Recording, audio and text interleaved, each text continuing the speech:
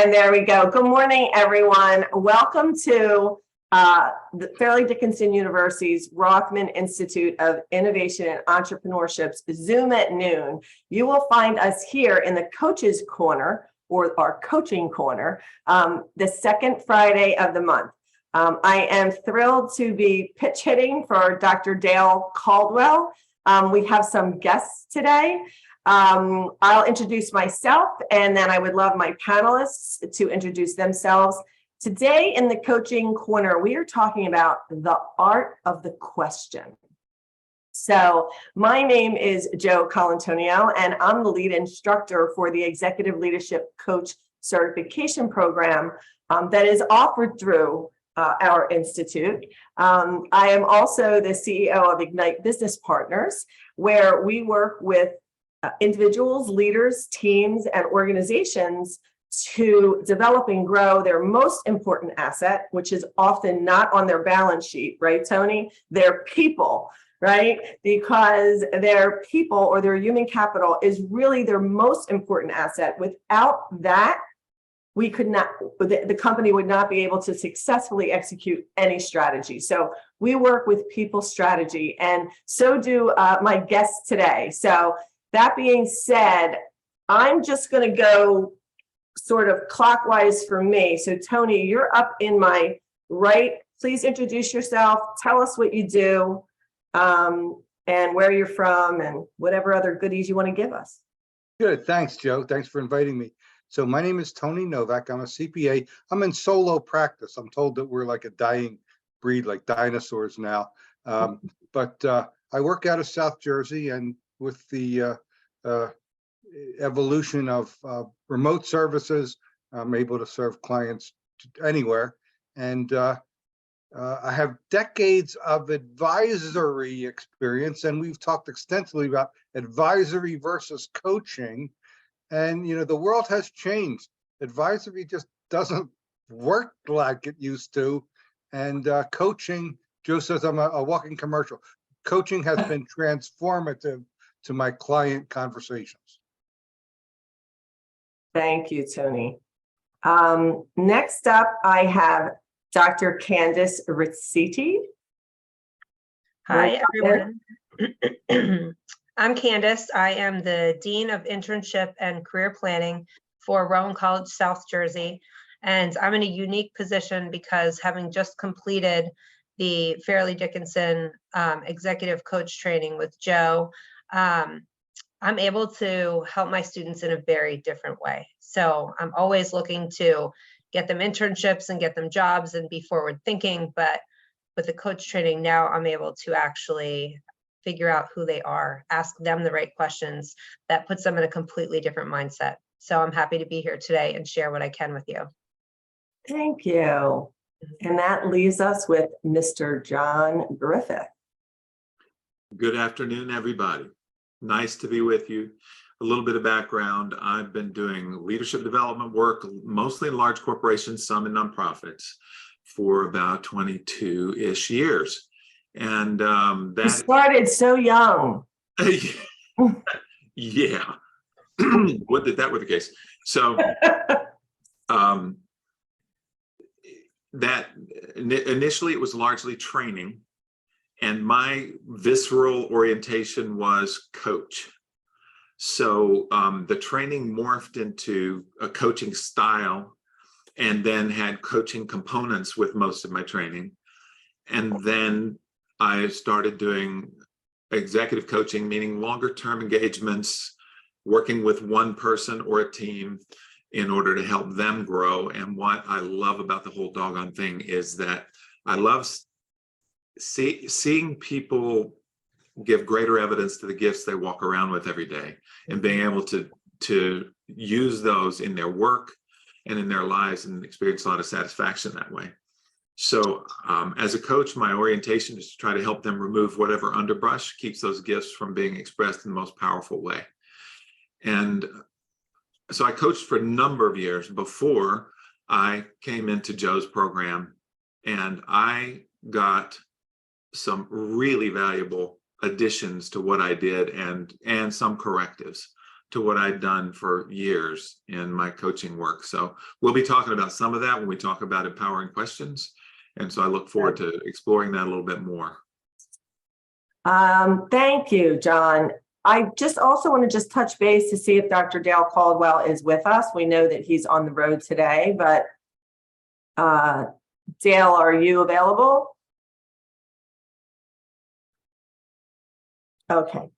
He's not on, Joe. That's quite all right. I just wanted to give him an opportunity. After all, he is the one that was really responsible for bringing the coaching modality to FDU when he reached out to me and we began to collaborate our partnership. So thank you everyone for being here. Just a quick note. We're going to be changing the format for the coaching corner that will occur the second Friday of each month. We're going to choose the format to a meeting format. That way we can bring everyone into the room instead of panelists and have a little bit, as coaches, we love to have the conversation. All my coaches are shaking their head, right? We love that. It is the art and science of the conversation, right? So, so just know that your link will be a little bit different next month. So today's topic, when I say the art of the question, what actually it's truly, John, you corrected me, the art of empowering questions, right? Feels like a sleight of hand, but it really isn't. No. The word empowering is in there for a reason. So do you want to speak to that, John, since you brought up that differentiation, which I'm happy to hear you saying. Sure. Yeah, no, I'd love to, because I was thinking about why do you say empowering? And so I thought about when we use the word empowering, we're often thinking in terms of a manager, for instance, empowering an employee. And what does that look like? Well, sometimes I'm going to give, let's say Tony was an employee of mine, and I've tended to give him a lot of direction. And then I have the brilliant idea one day that maybe Tony could figure some things out on his own.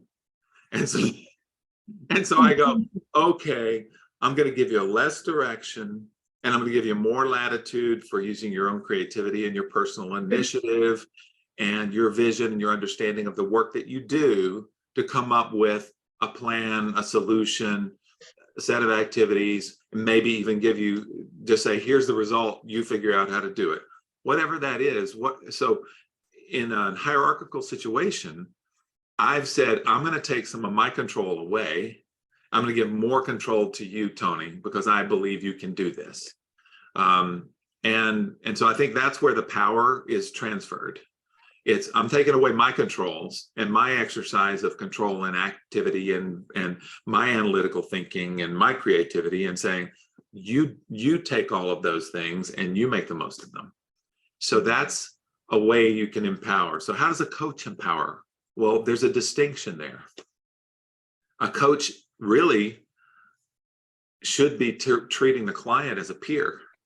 It's not an authoritarian, it's not an authority figure over the client.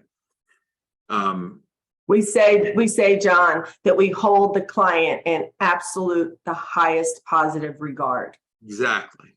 And so, right. So how do I empower? In what position am I that I might be able to empower the client? And it's really the power of helping them investigate their own abilities, their own command of their work, their own understanding of the culture within which they're trying to succeed, differently from the way they might on their own. And that gives them the power of further insight into what they already have access to and what they already know. Because we can't know the job the way they know the job. Right. And so that was, I knew that before I came into the program, and I executed on it some, but I also tended to bleed in more of, well, if I understand your business well enough, then I can have insights that will help you, which is a little more like the consulting stuff. And a part of that, there's a power issue there too. A part of that is me demonstrating my value through my insight into your business and helping you navigate that business better. Well, that's more consulting. And that's me demonstrating my value through my insight into your world. Coaching and the great practice I got, which was the important part, was practicing it in the program, in your program, Joe, was no matter what I understand about their business or their work or anything like that, they're going to get better insight that's going to be more meaningful to them and be inculcated much more quickly into their system of thinking and their activities if I help them use my expertise to help them look more into their world themselves, and the light bulb goes on inside of them. They're going to get the warmth from the light bulb and the new idea, and that's going to be replicable, much more replicable for them, much more quickly than if I say, by the way, your environment does this and looks like that, and point to it. That's part of, that blends in some of our foundation principles where we consider that where we know that we're going to meet the client where they are, right? We also talk a lot about in coaching that the client is really the expert in their business, in their life, in their industry. And I like to say that, you know, I'm there, or we're there to facilitate their greatness, right? And to get them from where they are to where they want to be. And as coaches, we're really that bridge. And that bridge, among other things, because we are going to have more of these, coaching is not just all about questions. It just so happens that last month we did emotional intelligence, and this week we're doing the art of the question. And there are a lot more skills and tools along the way that we're going to look at. So quality questions really get quality answers, but empowering questions get sustainable action, right? With an internal buy-in. So in doing that, we're able to connect the client's inside passion, purpose, want, desire, choice, whatever we want to say, to their external goals and strategies, and support them to create a pathway. And a lot of time when we are using these empowering questions, there's an art and also in science there, because we are using neuroscience and the neuroplasticity, right, that we all have in our brains and in the way that we think. So does someone want to jump in and speak about the art of asking questions to create a new neural pathway, right, from having them look at something from a different perspective? May I? Absolutely, Tony. So it was the very phrase empowering question, or the art of empowering questions, sounds like we as coaches need to be freaking superstars and coming up with the perfect question. And you know, we're not. And so I just wanted to share what I've learned in that, using that. It's been a huge power tool to me. Now, in the course, we talked about, you know, reverting to 5-year-old questions. You ask a 5-year-old question and they say, why? You tell them the answer and they say, why? Then they say, why? So it doesn't need to be more complicated than that. And in my case, I'll use a real example, is that going back more years than I want to really count, I learned in law school from probably my most influential professor. He taught the art of questioning in a planning, in a tax and estate planning course.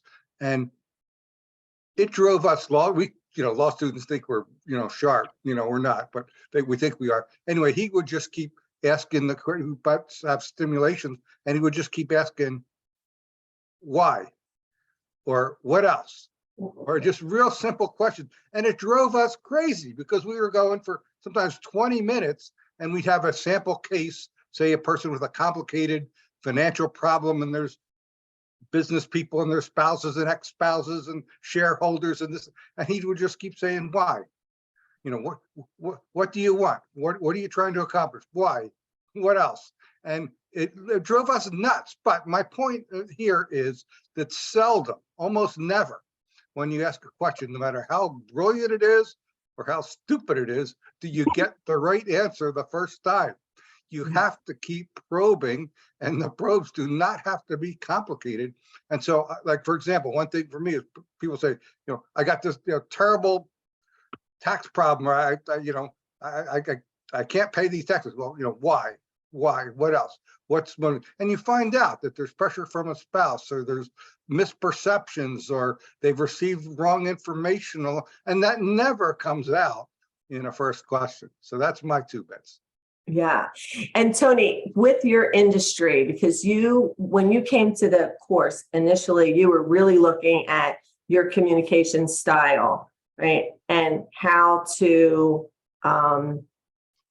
improve that in a way to build relationship and connect with your clients. And I remember you early on asking those brilliant long questions, right? Compound questions. Yes. And that's right. When we sort of look back at that neuroscience piece, that can be confusing, right? And that's why, to a certain extent, we do want to keep it simple, keep it clear, but at the same time, be able to be embraced and the client be able to move forward. So when we ask, so just to finish up, there's a question. I know I don't want to put you on the spot, Candice, but when you use a reframing tool in a coaching conversation, you are really changing neuroplasticity, right? Do you want to expand on that? Sure. And what that means to the group who are listening? Yeah. So, and yes, I asked a yes or no question. I should have said what, everyone? Would you please? But I'm interviewing, I'm not coaching. So when you're talking to somebody as a coach, or, for those of you that are listening and you think about your day-to-day, whatever position that you hold, however many people report to you, you're living your life being the person that you are. And you have your own natural habits, your own set of fears, your own set of expectations. You have plans for every day, short-term, daily, long-term. And part of what the coaching process does is its intention is to disrupt that cycle. And that's kind of what the neuroplasticity is. When we start meeting with teams or individuals and get to know them a little better, and you have some basic questions and you've spent a couple weeks over a couple hours kind of getting to know them, we can start to hear things that you repeatedly say. You keep sharing the same types of situations and that you keep answering them with the same tool set. And so when we hear that, we look for a way to reframe, right? Because you're still showing up at the same place, still working with the same people. You still have the same maybe general outcomes, which is profit, or employee motivation, or whatever it might be. So we're looking at like, what if you considered it this way? And we ask that question. So now you're in a mindset to say, oh, I do the same thing every day, or this is always my attitude, or always my outlook, or always most people, I feel, this is my opinion, usually ask the question and have the answer they hope to get or hope to hear. And we're trying to coach people that are in leadership out of doing that sometimes, right? You want to go in and ask a question or make a plan to work with your people and be in that environment where you're able to start asking them the reframe of questions, or not expect the same answer. And we want to make you comfortable with doing that by putting you through that process to see how you might be able to evolve and change and make your outcomes daily, short-term and long-term, a little bit different. And that neuroplasticity is starting to change those habits. So you're aware, I always do this, I'm going to try it different today, and become more comfortable with just being curious. And that'll set you up for your next question, Joe. Just being curious. Another educator setting me up. Just being curious about how else it could go today, what you could do different to kind of test and see. And that's where innovation will thrive. That's where change and growth happens. And when you're just willing to reframe and take a different perspective. And that's what we're really here to do, is help you see where that opportunity lies and where you can go with it. Yeah, we're supporting for opportunity and possibility, right? And to shift mindset, to be able to explore that. And when we're doing that, through using and through the art of empowering questions, we are actually activating different areas of the brain, or having the person think from a different area of their brain than they normally do. Your answer prompted me to just grab a few numbers, just a little bit of data, which I think will help our listeners with that whole automatic thought piece, and how we're using tools to sort of maybe reframe that or look at that from a different direction. So we have an average of 60,000 thoughts a day, every person. 95% of them are the same thoughts. They're repetitive, yeah. That repeat every day. And so if that's not bad enough, 80% of those habitual thoughts are negative. Mhm. So that's that. I have a thought, I go to this thought. I have a thought, I go to this thought. I have a thought, I go to this thought. Through coaching, we're kind of moving them over to look at it from a different perspective. Because if we can change our thoughts, we can actually learn and look at things in a new and positive way. So that's really something to think about. So Joe, that's when I mentioned helping clients remove the underbrush. yes, That's a big part of it, because one of the things one can wonder as a coach, if I'm not telling people brilliant insights, where's my value? And because we've grown up in our education system demonstrating having the answer is where our value is, right? yes, And we have deep neural pathways to get there. that say that tell us that is the way to demonstrate our value, is to have the answer. And in early career, it still often is. Mhm. Where that starts to lose its value is when one has to manage other people. And you really need to get the best out of the other people. And you having the answers all the time actually has the opposite effect. It Yep. doesn't get the best out of them. And those leaders don't get the most respect because they're not engaging their teams. So all of that deep, that's right. All that deep neural training, though, then comes in when one wants to be a coach. And you go, well, if I give really brilliant answers, they're going to think I'm good. They're going to want me to coach them more. But what is our art? What are we bringing? Where's our value? It's helping them if we're outside observers and we ask good questions, we can help them see their underbrush. Absolutely. And see that they have repeated patterns. Yeah. And that information is something they can use to transform themselves. We're just helping them become aware of it most of the time. And then we've had this discussion a bunch of times about, do you sometimes just tell somebody something even as a coach? Well, there are situations where it's helpful for you to say, 2 steps ahead of you can look like this, from your own experience with other clients and your own growth and all of that. So it gives them something to aspire to. It can also give them the belief that this whole thing can work. Yeah, because So you're actually using a combination in using, so that technique, that statement that you made has like 4 coaching tools in it. Right? Okay. Right, we know we're stretching, we're planting the seed, right? We have all these other, so so exactly. And in our defense, everyone, know that we listen at approximately 125 to 250 words a minute. That's the rate that we listen, but we think at 1,000 words a minute. So think about that. We're only using 25% of our mental capacity to even get the gist of what someone's saying, because our mind is so busy. And as coaches, we're working on quieting that mind, right? So that we can begin to stretch and grow and shift the client and work with them to move towards change and embrace change in a safer way. And sometimes that change starts just with thoughts. Yes. So Candice did a great job with setting me up for curiosity, right? And would somebody jump in and just sort of share why we use curiosity in our empowering questions. Because if we're curious, we can be nothing else, right?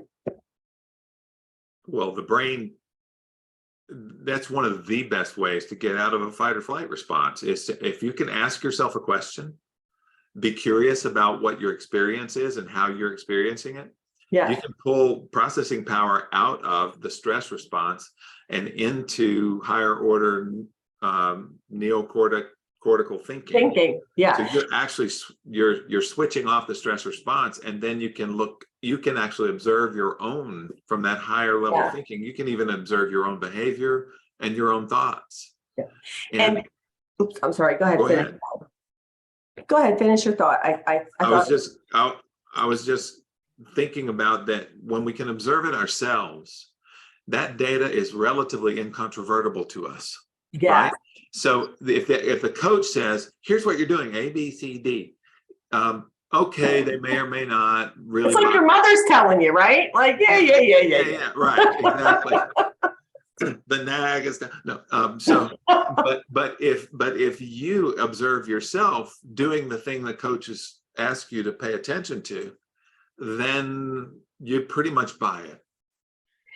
Tony, I was going to jump to you because I know that this tool really was a game changer for you with being in a business and an industry that's so numbers focused, so precise, so particular. So sitting as an expert always and people coming to you for advice, how adding curiosity to the empowering questions just sort of opens up a floodgate of information when working with your clients. Very different, you've shared with me, than before. Yeah, Would you speak to that a little bit?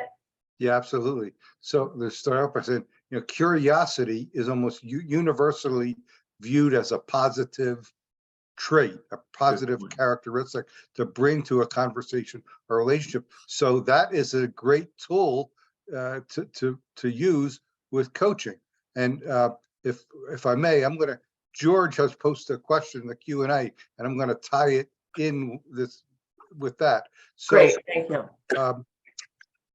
Sometimes, particularly when talking to someone that is historically or reputationally known as an advisor, people, they just want to know the answer. Just tell me what it is, and let's move on. And here I am, asking nice questions and trying to get to know you. And it's George said, darn, the client says, just tell me the answer already.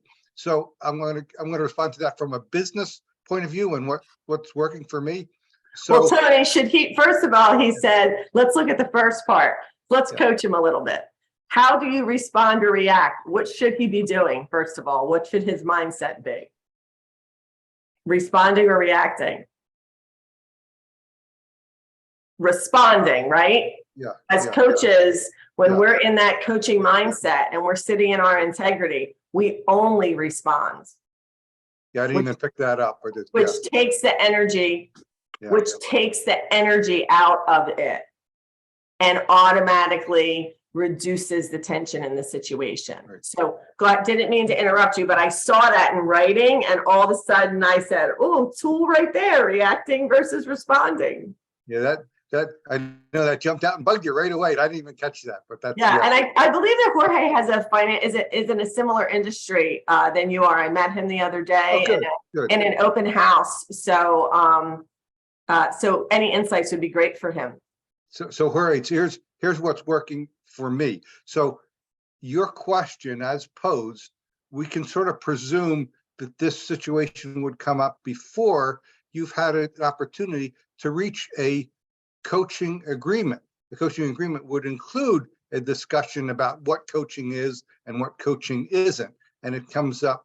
So this question would come up before that. And yes, Jorge, it is, it's a real thing. It really does come up. People do get frustrated. I receive calls, for example, from I'm thinking of one that came in for a nonprofit that needs an audit. And what they want to do is it's the executive director calling. She wants a number. What's it going to cost me for an audit? I have no idea. I want to ask. I want to get to know them. I want to get a feel for whether it's somebody I can even work with before we even get into data. So that kind of frustration can come up, and it did come up in that conversation. So my point is that I use to address that is prior to our reaching an agreement, and a business agreement, whether it's a coaching agreement, accounting agreement, otherwise, yeah, this conversation is not advisory. This is just to get to know us. So I for example, on my business offers free It's part of that. consultation, but it's not an advisory consultation. It is a get to know you and find out about, what makes me tick, what makes you tick, before we even get to that. And I just say, when we get to a coaching conversation and agreement, we'll discuss all of that. But yeah, that's I guess that's a long way of answering, I think, Joe, what you were asking. Yeah, well, I also think that, so today our discussion is the art of empowering questions. There's a lot to do before you even begin that. And what you're speaking about, what Tony is speaking about is creating the alliance, which is a part of the process, which we do very early in the coaching relationship. And during that alliance, you're creating how you'll be working together, right? What the expectations are, what coaching is, what coaching isn't. In Tony's case, he may outline, these are my coaching services, these are my consulting services, these are my accounting services, 3 completely different areas. He does wear multiple hats, but when that hat is on that he's wearing, that's the mode that he's in. So I think what you shared, Tony, was that you really, through bringing coaching in, you've gotten to know your clients better. They've become, more committed to you. You've been able to help them more, right? Because you sort of know the real reason, or you understand like why that person in particular wanted to use that money, which gives you insights to other areas of where you could help and bring in more information. So yeah, and just to recap that, so the difference between advisory and coaching are significant, but generally a coaching approach is going to be welcome, except when the other person has an advisory expectation right off the bat. And most likely that's going to be an issue in your initial conversation before you've even really had a chance to get into much discussion. So while I'm acknowledging it is a real issue, it's only a real issue in the very initial conversation. Awesome. So Yeah. I saw a question that was in there, and Candice, I think you were answering, and then it popped. So the question was from GF Harris. When I ask a question and seek an answer, the That time, wasn't the first question. okay, where am I? Okay. The first question was, there's concern with the time, not how the clock works. So I asked for clarity about the time, and the response Okay. to that, GF Harris said, when I ask a question, I seek an answer, the time, not BS or fluff. I work in a private practice healthcare setting and have little patience for the BS. So I'm asking if joining today was hoping to find out how to ask people questions so they give you the right and honest answer and not avoid. Oh, And that's so great. I think what we're saying as Yeah. coaches is, in a coaching situation, it does take time to get to know people, to know what makes them tick, to know, when they are looking up and to the left, when they're raising their eyebrows. We pay attention to everything so that we can identify whether, they're delaying, whether they might not be totally truthful, whether they're telling us the truth. We can gauge all those things. If you're in a healthcare setting and you only have, your 25 minutes with your patient in that practice, it's probably going to be difficult to get a spot on answer right away. I don't know if these are people that you see repetitively or, what type of healthcare it is, but we do have, a good list of questions depending on who you're talking to and what about, that would probably help you, at least give you a gauge or a new set of questions, a new way to maybe reframe some of your questions, and that might help you. The other thing is just to add to that, Candice, to say to GF Harris, while we're creating a safe space, sitting in integrity, and we've established trust, and we're building these conversations, we are also laser focused. So we are laser focused on what the client is doing, what the client is, how they're moving, how they're breathing, their tone, what they're saying, and what they're not saying. And there are times, as we all know, guests, that a client will avoid answering the question. They may try to deflect, and there are absolutely techniques to get that client back on track and resolve that issue. So, and I'd be happy to speak to GF about that, offline, or I think any of you would be happy to speak about that. But did that help, GF, a little bit to give you an idea? We're giving you like a small snippet of a fully built technique. Joe, can I jump in there? Absolutely. For GF. So what I hear is at least 3 of us, maybe all 4 of us, are saying that very often, and perhaps most of the time, you don't get the valuable information real fast in that 10-minute or 20-minute time slot. It's often the reality is it takes longer than that. And I feel blessed that my doctor asks me again and again and lets me change my mind or modify my answer, but that's not always possible. I just want to add that there is at least some body of information out there that suggests that getting to the real answer can be a learned experience. And I'm going to just mention the book Click. There's a book Click that I read a long time ago, and it basically talks about the ability to get there quickly, to really make a connection very quickly. I'm not saying that that it's always there. I'm not saying that I've ever mastered it, but there certainly is a skill there. I think also, as we talk about it, sometimes it takes a long time, and sometimes it's extremely efficient. Because as when we ask more questions rather than talking to the client, they'll often lead us to where the water really is, much more quickly than us guessing and coming with our own assumptions about the first thing they tell us. And if we follow that trail, we can, as Joe said, we're focused on their entire demeanor, and that gives us clues about what has real meaning to them. So they may say one thing, and we may be able to notice another in their behavior, in their posture, all kinds of things, and that informs us our follow-up questions. So it's an iterative process where they're leading us in a certain way, but it's through our observation, we help leading them with good questions. And sometimes they will get down to the ground truth, their ground truth, much more quickly through that process than a more consultative process where the consultant thinks, okay, I've heard a little bit, now I know where we're going, I know what goes on here and how it operates, so this is the advice I'm going to give you, or this is the next step I'm going to offer. It can be really quick, and it's very dependent on the relationship with the client and the nature of the subject, the topic, the nature of the topic. But I also wanted to give an example, if I could, about where coaching sometimes you have to give actual just information, kind of like telling what time it is, to a client in a way that really helps them. I had a client who, among one of the times we met, he told me about this interaction with another executive and how bellicose that executive was and how superior he seemed to come across and all that stuff. And it really rankled the heck out of my client. So he was gassing on about it and among the things I sometimes will ask is, so what's important about that to you?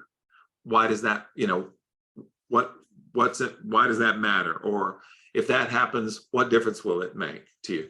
But anyway, I go through the whole process with him and I said, so to what would you attribute that behavior? He did his best. We go through a few of those and eventually I realized we'd hit the end of his emotional intelligence. He couldn't imagine, there were possibilities that he could not imagine about why that person might be treating him that way. Mm-hmm. I said, honestly, I said to my client, honestly, Ken, I think he's afraid of you. He's intimidated by you. And he just flew back in his chair. How could that, really? How could that be? He did this, he did that. And I said, well, just imagine. And we went through some possibilities, and it totally changed his mindset, my client's mindset about it. And so the next time he interacted with the guy, he took a very different path. And in our next meeting, he said, it was totally different. It was amazing. Because once he realized that he was intimidated, the guy was intimidated by him and was fighting for status, trying to protect his status. He at first, all that did was cause, when the first time it happened, it caused my client to be defensive. So all that did was raise the temperature. And once he tried a different approach, it disarmed the guy, and they related much better. So what that did, I gave him information out of my experience and background, right? So that's when we said we don't do that. We ask questions. Well, sometimes we do that. And what happened then with my client was it helped us be clear on a need he had, which was to raise his emotional intelligence significantly. That was a gap. And that brought the gap forward. And then we could really get clear on the goal of helping him achieve that. Yeah. It's an ongoing process. And the other thing is just a reminder for the people that are not in the industry. Today, we're speaking about the art of empowering questions, but asking questions is not all that coaches do. It is a complete conversation with both people participating and playing full out. There are skills in listening. There are other tools that we're using at the same time. So I just want to make sure everyone understands that, because how often do we hear, oh, well, yeah, I'm a coach, I just ask a lot of questions. It may not be a quality question. It may not be a forwarding question. It may not be a solutions focused question, right? So Candice, thank you for answering Jorge's question. Do you want to read it out loud and then just share your answer? And can you throw in a little bit of why we use why sparingly? I'm gonna let you shine on that and not say it myself. Go ahead. Sure. Jorge asked, besides why, what follow-up questions do you ask to receive the real and deeper answer or challenge the perception, or as it was said, the BS? And I wrote, and we definitely challenge, right? As coaches, we definitely challenge, and we challenge at different levels of energy, depending where the client is and what we discussed when we created our coaching alliance as to how they wanted to be coached. I have one client who said, Joe, I don't care if I'm on a respirator, unconscious, I want you to hold me accountable, right? Very different than someone who's said, I'm in a lot of pain. Please work with me gently. Yeah. So Candice, go ahead. I'm going to turn it back over to you. Sure.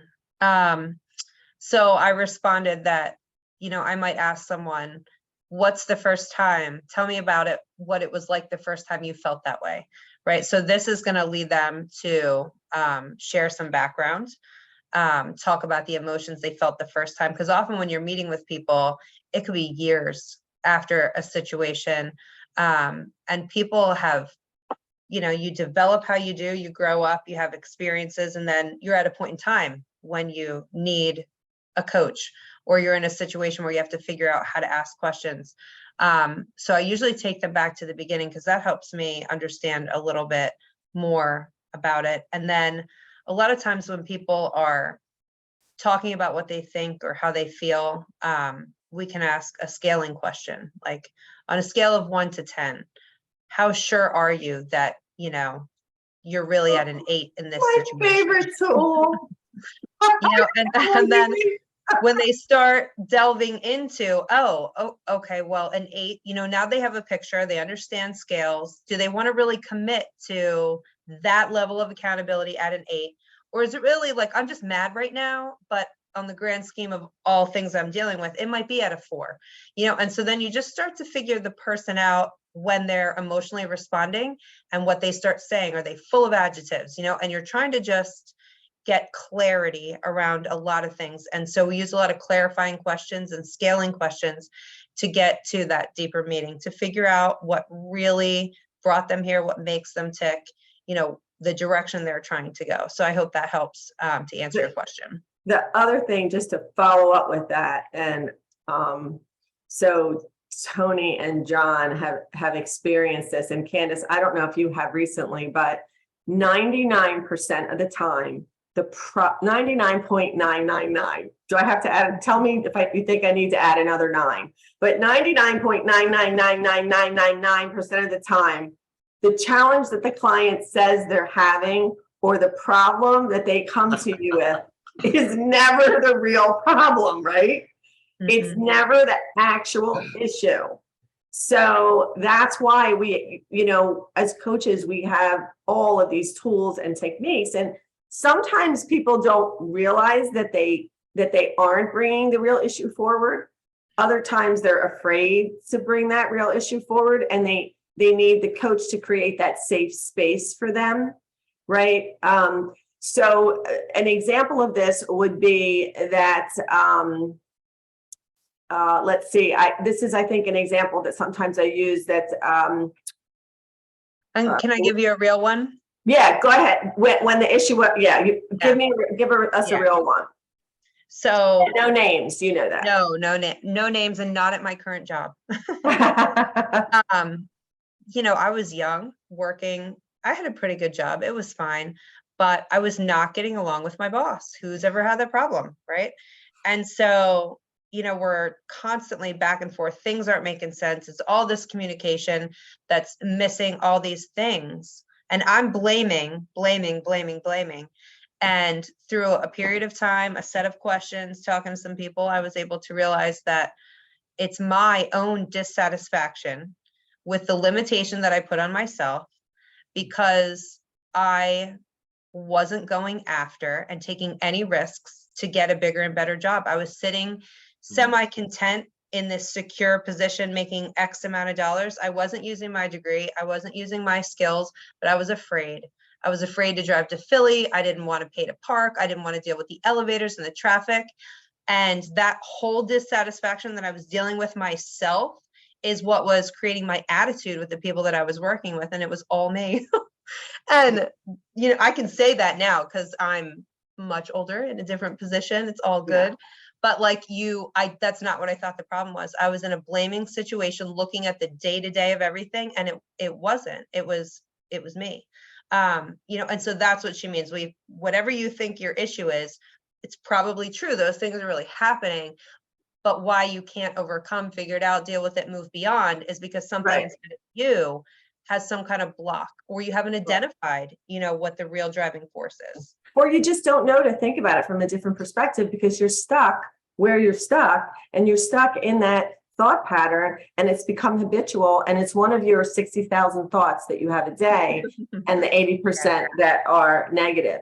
Another example would be, I had a client who was a sole practitioner in a law firm, and the organization grew and grew and grew, and and the whole time, I'm going to use the word secretary because back in the day that was the role. I don't believe that we use that term anymore. I'm not sure if we do, but this woman was his right-hand person. And she did everything. She did, the phones, the reception, the bookkeeping, the marketing, whatever was needed. And as his organization grew and grew and expanded, he was bringing on people to do those individual roles. And her work area began to be very messy, very sloppy. She started coming into work late. She wasn't executing projects on time. And so he brought us in to figure out what was wrong. He thought she was going to leave and she was maybe going on interviews. He made up a story as to what was happening. And after working with her, what we discovered was that she was his right-hand person and did everything. And she was feeling undervalued and underused. But in reality, he was growing and bringing on other people and wanted her to be part of that, but that it wasn't being received that way. So in actuality, it wasn't because she was sloppy and disorganized and late or something was going on or she was going to leave. It wasn't the issue that he thought it was. So that's another example of, a misinterpretation or an assumption that may happen. And maybe she didn't really know. And you don't uncover that without good questions. Until we really had that conversation. The other thing that I wanted to mention about why questions, because in this area, when we delve deeper, as coaches love to do, we have our empowering questions, and then we have the wording and the semantics and the way that we ask the questions, whether they're open-ended, close-ended, and I don't want to get into the weeds, leading, yes or no. There are lots of questions that we use or don't use for particular reasons, and we spend hours and hours and hours of that in class, right? You guys love the feedback when I say nope, yes or no question, right? To retrain your thought pattern. But with Jorge said, with why questions can be misinterpreted. So it's something that we use sparingly as a challenge. Yeah, it can be seen as a challenge. Yes. So as opposed to what's important about that. Yeah. So we're trying to gain insight as a coach, but the client can receive it and be defensive. So think about why is that different versus what makes that different? Yeah. So there are nuances. Just know that the coaching conversation, although it is spontaneous and flexible, it is very deliberate, right? Just thinking of a why or a what. Another one that we look at sometimes is how, okay? How can infer maybe the person's not sure of something. I really like how questions, but it's safer sometimes with someone that you don't know to say, what are the steps? Right? Just a different technique. Go ahead, Tony. Yeah, can I jump in to follow that? So absolutely. So all of us are listening. I think, I hope you can pick up. John has amazing ability to ask insightful questions. And I've had enough experience working with John. He has that skill. He just is able to put together the words, under pressure, on the fly, in a live situation. Joe has her favorite questions. And if you'll learn listening to her that she has them now. She has them, right in the back of mind. She may change a word or two, but she knows what questions work for her. For me, I tend to use shorter questions. I joke because I have a simpler mind, but the point is if I do sense any resistance, and I do, if I was like a 5-year-old, it would be darn annoying to just say, why or what else. That would be annoying. As soon as I sense that, what I do is I step back, and I also learned this, of course, this emotional intelligence thing. And I'll turn it around and make a comment about me. I said, I don't feel like I'm getting it yet. I just want to understand this a little more. And that disarms. So Jorge, that's, if you get that resistance, that's what works for me. If I realize, wow, I am asking stupid questions, I'll step back and explain why, from an emotional point of view, for me, why I'm doing that. Like, I feel like we just might be missing it. I don't think we get to the real issue yet. And that takes the pressure off of them momentarily, so you can move forward. Yeah, thank you. Thank you. So, and Tony, I think that you've mentioned it a couple of times, so I want to make sure that we have some clarity around it. Clear questions are easier for the client to process. Yeah. Because they're shifting, they're changing, they're working, they're thinking, they're resolving. So, in some of our classes, we work on 3-word questions.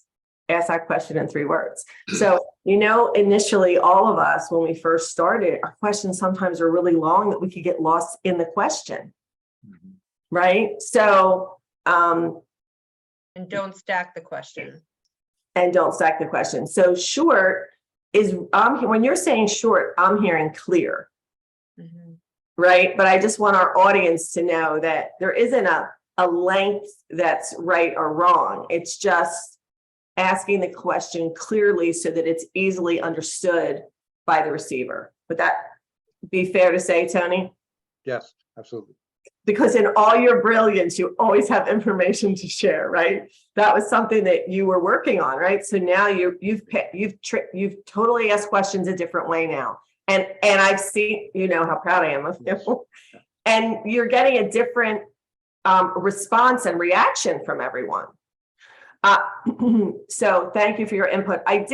Something popped off. Robin asked a question, and my mouse is giving me a little difficulty. Did someone answer that?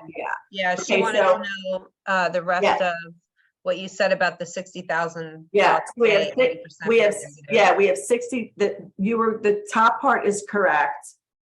We think at 1,000 words per minute, but we only hear at 200 to 250. So we're really only using 0.25% of our ability. And if you come back and join us another time, I'll tell you what you're doing with the other 75%, because as coaches, we know what you're doing with the other 75%, because we're working on that too while we have you in the 25%.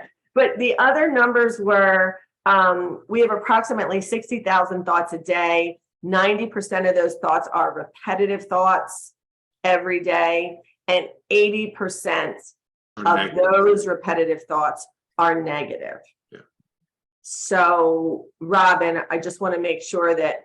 And that's not just for all the neurotic people. No, that's data that's out there. Yeah. Yeah. So can I add one quick thing? I don't know. Absolutely. Yes or no question. I'm sorry. No. Yes. How do you feel if I ask another question? I feel great about it. Okay. So we've talked a See lot how about. quick she self-corrected? That's, Yeah. Did you, John, you weren't in class with Candice, but on a split second, she caught herself, I was right? impressed. Yeah. Very impressive. One semester. One semester.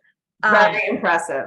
So I just want to share, because a lot of the questions and things we've been talking about are sometimes in a sphere of growth and change, and it has a connotation of maybe negative or wrong. However, there's so much built into the coaching practice when you think about asking people on positive growth improvement opportunities. And so what would you do if you could make no mistakes? That's a totally different question. Sets them up to forward think, and we're with them on the path moving forward. What would it look like if you knew you could whatever? And just listen to them, take all those notes. Now you have all kinds of questions to move them in the positive upwards direction. And they're realizing maybe that, they lack focus. They're scattered because they have all kinds of ideas. We're going to help people focus and move forward one step at a time. Yeah, we're not just randomly asking questions. We're asking empowering, solutions-focused, forwarding questions. Any other adjectives we want to add in there? John, hit it. Well, no, I love the example Candice gave, and that's it's very empowering for them to help them coalesce the ideas and refine them and that sort of thing. And then, but you can use the same question, what would that look like, literally as a challenge. When somebody's saying, well, I just want our product to be perfect. And I say, what does that look? So what does perfect look like? Because perfect is such a big tease. And so when you get them to really focus on that and try to create the perfect picture of it, they start to realize that that's not the number one goal they should go for. And perfect has a different definition to each client. Yes. So we need to understand what perfect means for them. That's Perfect may be, I hit $100,000 in sales. Perfect to someone else, it may be, I just run on the treadmill for 15 minutes. You know, what does that mean? So we are just on the hour. I want to thank all of you for joining us.